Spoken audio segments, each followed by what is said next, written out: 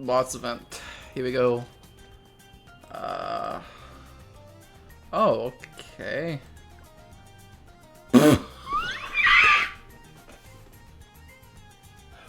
What? Huh? What?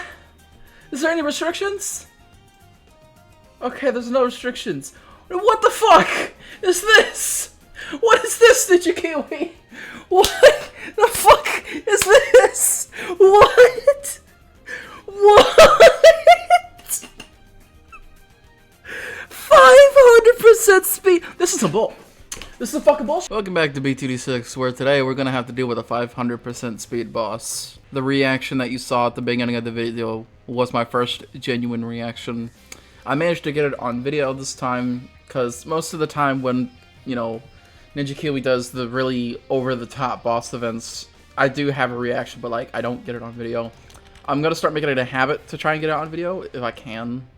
Just because, well, I think it'll be a funnier start to the video, to be honest. So as we're farming here, I do want to say that if you want to see me take on Elite Lunarius on a map that is, like, far, and I mean far shorter than this, you can check out last week's video. I'll link it in an iCard. Again, that is if you want to. Again, it's your life. But there's two videos that I do recommend you watch. And, well, one of them is obviously Chimps Mode 61 times. It's my crowning achievement in V2D6 at this current moment, because I beat it 61 times, each time using a different strat or variation of a strat. And it took me a long time to put that video together. And then there's the other video that I do recommend you watch, the TAU All Game Modes. This video took months to make. It's filled to the brim with custom assets. Basically, assets that I made myself for each of the game mode labels. If you do want to check it out, you can. I know TAU is a bit of a niche topic on the channel. It's a bit of a niche game as well, but if you do want to check it out, I do recommend it, because it's, let's just say it's 4 hours and 37 minutes long. It is a ridiculously long video. So we're approaching the tier 1 here, right? We're approaching tier 1 fast, actually. And what I'm going to do is, well, obviously 39 is a bit of an issue because of the regrows. What I'm going to do is I'm going to go for something that is... So now that proper music is playing, what I'm going to do is I'm going to go for 2 Spike Storms. I'm hoping this is enough to deal with the entirety of this first tier, because let's just say that this first tier is going to be a bit of a doozy. Because just look at how fast this man is. This man is an absolute speed demon. So I'm hoping that the Spike Storms here will help. I'm also going to go for a Ninja right back here for the support category once it actually does the support category. Again, I'm hoping I'm hoping this works out, but just look at how fast this man is. It's ridiculous. He's fucking Vortex speed.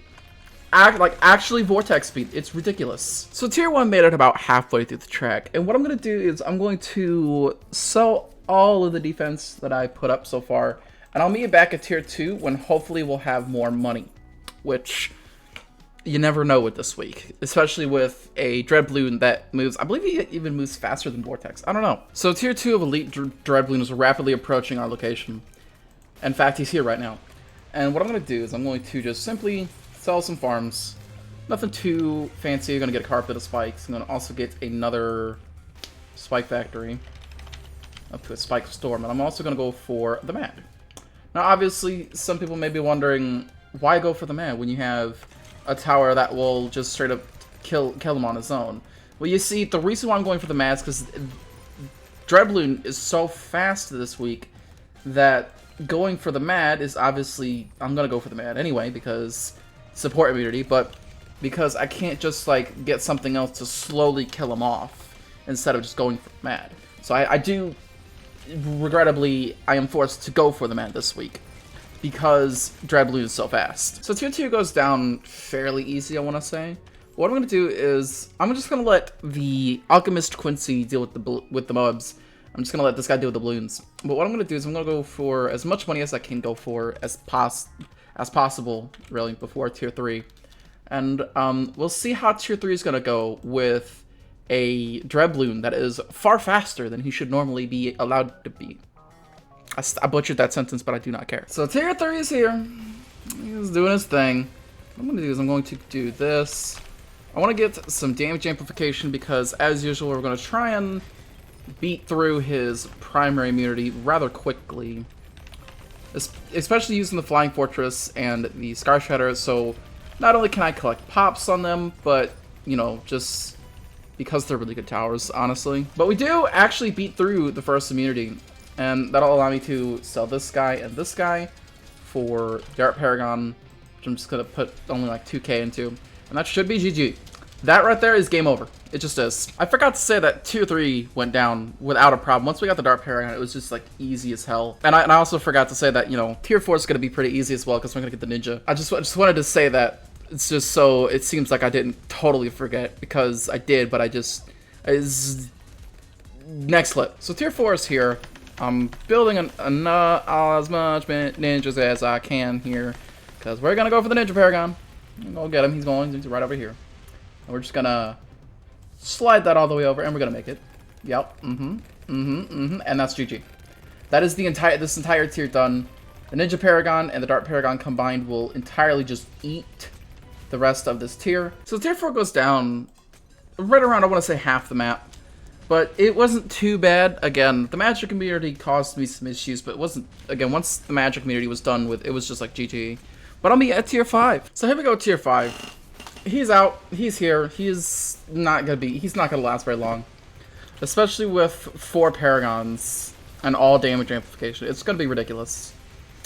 The only real issue I see is obviously the military category, which is why I went for 2 primary Paragons.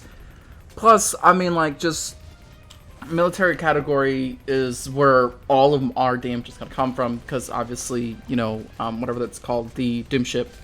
But here we go. Down he goes.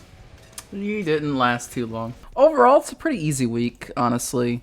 I mean, like, just even with 500% speed and no bend, it's just like pretty easy. Anyway, that's all for today's video. If you did like this video, please make sure to comment, like, subscribe, all that YouTuber stuff. I did not butcher the outro this time. How much of a fascinating thing is that? And I just butchered it right there. I'll see you later.